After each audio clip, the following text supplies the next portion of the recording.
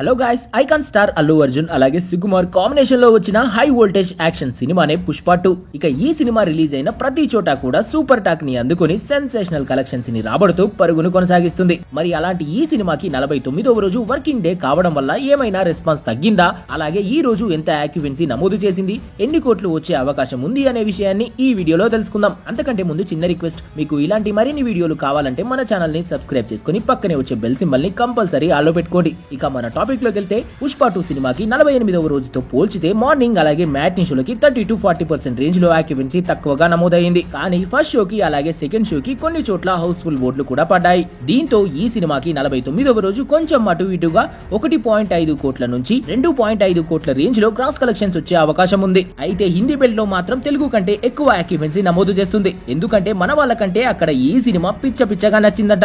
అందుకే ఈ కలెక్షన్స్ హిందీలోనే ఎక్కువగా వస్తున్నాయి. సో ఫ్రెండ్స్, 49వ రోజు ఈ సినిమాకి ఇలాంటి కలెక్షన్స్ వస్తాయా, ఇంకా ఎక్కువ వస్తాయో చూడాలి.